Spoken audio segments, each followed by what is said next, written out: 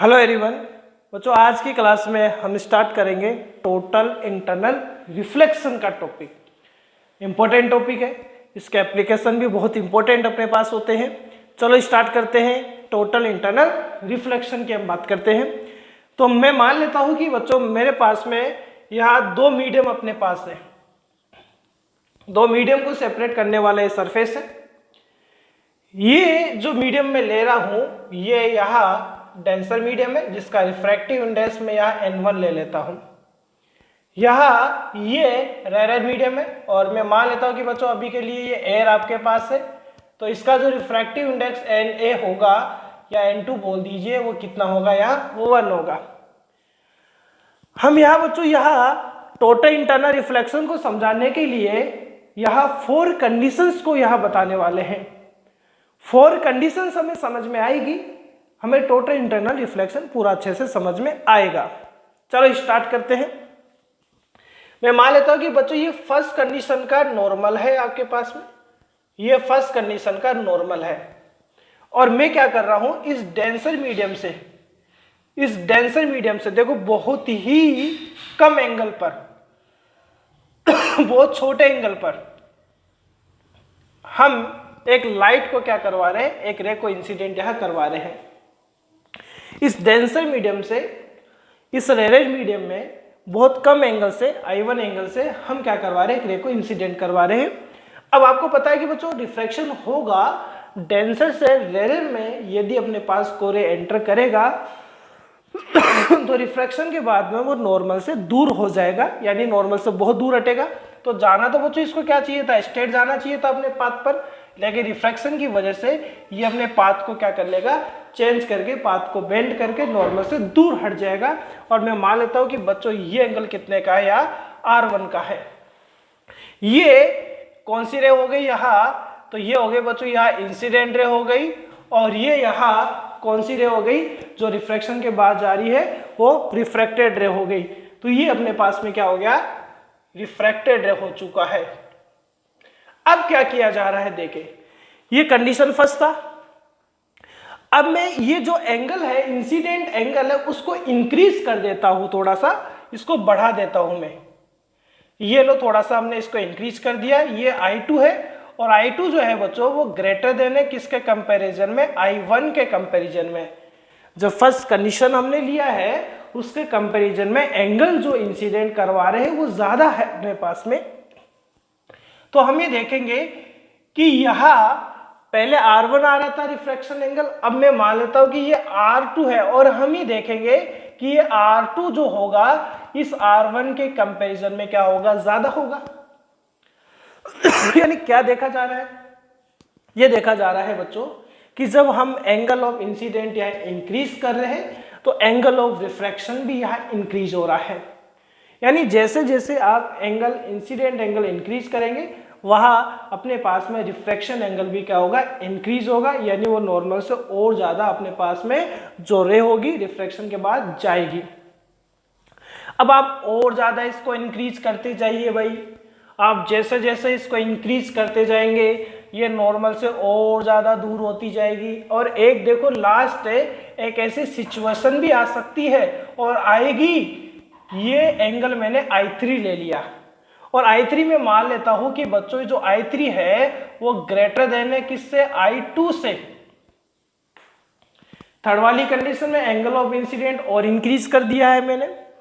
अब इतना इंक्रीज कर दिया है, इतना कर दिया है कि ये दूर जाती जाती जाती ये रहा जो एंगल रिफ्रैक्शन का बनाने लगेगी, जिसको मैं R3 कह देता हूं, वो कितना डिग्री बनाने लग गया, 90 डिग्री बनाने लग गया। यानी क्या कहा मैंने कि एक ऐसी कंडीशन यहां पर आएगी कि जब हम यहाँ एंगल ऑफ इंसिडेंट इतना कर देंगे कि वहां ये नॉर्मल से बेंड होती हुई दूर होती हुई अवे, यानी नॉर्मल से ये बेंड होकर दूर होती हुई कहा इस सरफेस पर, इसका मीन रिफ्रैक्शन एंगल वो 90 बनाने लग गया।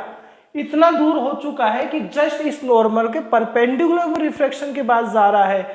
तो इस सिचुएशन में ये जो बच्चों इंसिडेंट एंगल होता है इस इंसिडेंट एंगल को हम एक फिक्स एंगल के नाम से जानते हैं। इस कंडीशन पर ये जो इंसिडेंट एंगल होता है हम बच्चों इसको यहाँ क्रिटिकल एंगल कहते हैं। और ये क्रिटिकल एंगल जो होता है इसको बच्चों या तो आई सी से लिखा जाता है या आप थीटा सी से भी लिखा हुआ देख सकते हैं, या ये कई बार ओनली सी से भी लिखा हुआ आप देख सकते हैं। यानी इस क्रिटिकल एंगल को डिनोट करने के 3 मेथड्स यहाँ हो सकते हैं। फर्स्ट मेथड अपने पास क्या हो सकता है, आई सी हो सकता है, थीटा सी हो सकता है, या ओनली सी भी अपने पास हो सकता है।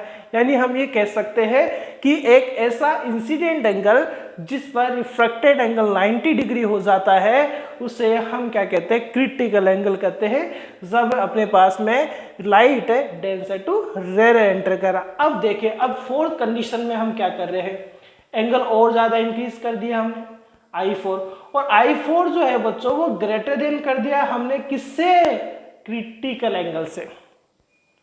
इस वाली सिचुएशन में एंगल अब पहले वाली सिचुएशन के एंगल से ज्यादा है, पहले वाला एंगल क्रिटिकल एंगल है। तो देखो बच्चों ये जो रे है वो यहाँ तक तो दूर होती हुई पहुंच चुकी है, तो अब ये पास नहीं जाएगी क्योंकि डेंसर टू रेयर में जाएगा तो नॉर्मल से दूर ही होगा। वो इतना दूर तो हट चुका है, इतना दूर तो ये रे बेंड होकर रिफ्लेक्शन के बाद आ चुकी है। अब इस सिचुएशन में क्या होगा, जब आप angle of incident critical angle से ज्यादा कर देंगे तो ये जो रे होगी अपने सेम मीडियम में यानी डेंसर मीडियम में रिटर्न होने लग जाएगा। इसी फिनोमिना को हम क्या कहते हैं बच्चों, टोटल इंटरनल रिफ्लेक्शन कहते हैं, क्योंकि सेम मीडियम में रिटर्न होने को हम क्या कहते हैं, रिफ्लेक्शन कहते हैं। तो ये बच्चों डेंसर मीडियम है। अब आप जब डायग्राम बनाओ तो डायग्राम बनाने के बाद में जब इन चीज़ों को, इन कंडीशंस को आप बता दो तो इस तरीके से आप क्या कर दो, इनको फुलफिल करते हुए एज ए डेंसर की तरह बता सकते हैं। बच्चों बात क्लियर है अपने पास में। अब यहाँ देखें, यहाँ हम देख पाते हैं कि यहाँ टोटल इंटरनल रिफ्लेक्शन की कंडीशंस अपने को 2 दिखाई दे रही है। कंडीशंस ऑफ नेसेसरी कंडीशन है बच्चों टोटल इंटरनल रिफ्लेक्शन की, कि टोटल इंटरनल रिफ्लेक्शन कब अपने पास हो सकता है। बच्चों टोटल इंटरनल रिफ्लेक्शन तभी हो सकता है जब रे ओनली पासेस होती है, कहां से कहां तक बच्चों, through denser to rare medium, denser to rare medium. यानी यदि यदि रेयर से डेंसर में जाएगी तो टोटल इंटरनल रिफ्लेक्शन देखने को नहीं मिलेगा। Total internal reflection only denser से रेयर मीडियम में जाने पर ही देखने को मिलेगा। तो फर्स्ट कंडीशन ये है कि टोटल इंटरनल रिफ्लेक्शन तभी होगा जब रे डेंसर से रेयर में एंटर करेगा। सेकंड देखिए बच्चों, यहाँ बच्चों देखो ये फोर्थ वाली कंडीशन जो हमने आपको डिस्कस की, इस फोर्थ वाली कंडीशन में ही तो टोटल इंटरनल रिफ्लेक्शन हो रहा है, उससे पहले वाली कंडीशन में तो सभी में रिफ्रैक्शन हो रहा था। तो हम ये देखेंगे इस फोर्थ वाली कंडीशन में भी क्या कंडीशन है। इस फोर्थ वाली कंडीशन में हम ये देख पा रहे हैं कि जो एंगल ऑफ इंसिडेंट है वो क्रिटिकल एंगल से ज्यादा है। यानी टोटल इंटरनल रिफ्लेक्शन बच्चों तभी हो सकता है जब angle of incident critical angle से क्या हो, ज्यादा हो। अदरवाइज अपने पास में टोटल इंटरनल रिफ्लेक्शन नहीं हो सकता है। तो ये 2 इसके नेसेसरी कंडीशंस है। ठीक है, आपको बच्चों नोट करना हो तो आप पोज करके डायग्राम वगैरह नोट कर लिया करें। अब हम क्या करते हैं बच्चों, हम एक रिलेशन देखना चाहते हैं। वो रिलेशन किस किस में है, चलो देखते हैं। यहां थर्ड वाली कंडीशन के लिए देखते हैं। स्नेल का लॉ यूज करता हूं मैं थर्ड कंडीशन के लिए। स्नेल लॉ क्या होता है, साइन, देखो ये आई एक बार लिख देते हैं, साइन आर, और क्या आएगा सेकंड मीडियम का रिफ्रैक्टिव इंडेक्स फर्स्ट के कंपैरिजन में। तो सेकंड मीडियम क्या है बच्चों, सेकंड मीडियम एयर आपके पास में, देखिए या एयर है, और ये फर्स्ट मीडियम डेंसर है। ठीक है, एन लिख देता हूं डेंसर को, ये एयर का 1 हो गया और ये डेंसर मीडियम का रिफ्रैक्टिव इंडेक्स n हो गया। अब मैं ये थर्ड वाली कंडीशन ले रहा हूं। थर्ड वाली कंडीशन का मतलब if angle of incident critical angle के इक्वल हो तो क्या होगा, आर कितना डिग्री होगा, 90 डिग्री होगा।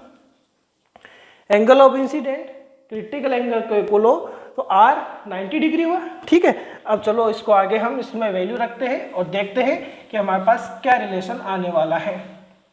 चलो देखते हैं।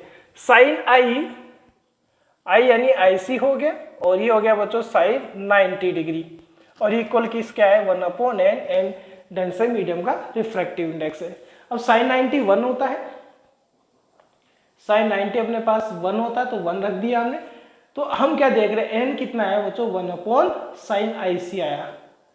तो यहां से क्या पता चल रहा है, यहां से पता चल रहा है कि जिस मीडियम का रिफ्रैक्टिव इंडेक्स ज्यादा होगा उसका क्रिटिकल एंगल क्या होगा, कम होगा। देख सकते हैं हम, ये वाला रिलेशन इस चीज को बता रहा है। यदि आपने देखे कि ये दोनों एक दूसरे के इनवर्स आ रहा है, यानी जिस मीडियम का रिफ्रैक्टिव इंडेक्स ज्यादा रहता है वह क्रिटिकल एंगल भी कम होता है, और वह सबसे ज्यादा टोटल इंटरनल रिफ्लेक्शन होता है। जैसे हम डायमंड की बात करें बच्चों, हम यहाँ यदि डायमंड की बात करें तो डायमंड का रिफ्रैक्टिव इंडेक्स सबसे ज्यादा 2.4 अप्रोक्सीमेट आप 2.5 यदि बताते हैं तो उसका सबसे कम क्रिटिकल एंगल होता है 24.41 डिग्री। तो जिसका एन रिफ्रैक्टिव इंडेक्स हाईएस्ट होता है वह क्रिटिकल एंगल जो होता है वो सबसे लेस होता है, सबसे कम होता है। मान लो कि बच्चों आपको कई बार वेलोसिटी पूछ लेता है, क्रिटिकल एंगल दे देता है, IC आपको गिवन होता है और आपसे वेलोसिटी मीडियम का पूछता है, तो बच्चों n इक्वल्स टू मैं C/v भी लिख सकता हूँ। रिफ्रैक्टिव इंडेक्स क्या होता है, speed of light in vacuum in air, और स्पीड ऑफ लाइट जो भी मीडियम में आप फाइंड आउट करना चाहते हैं उस मीडियम का यह स्पीड है। तो यहाँ रखा हमने वैल्यू, तो क्या आएगा C/v, और ये क्या आ सकता है 1/sin IC। तो एक न्यूमेरिकल के लिए ये फॉर्मूला भी आपके यूज आ सकता है। तो बच्चों नेक्स्ट क्लासेस में हम टोटल इंटरनल रिफ्लेक्शन की जो एप्लीकेशंस अपने पास है, एक एप्लीकेशन प्रिज्म है और एक है एप्लीकेशन ऑप्टिकल फाइबर, हम उसका डिस्कशन करेंगे। ठीक है, थैंक यू।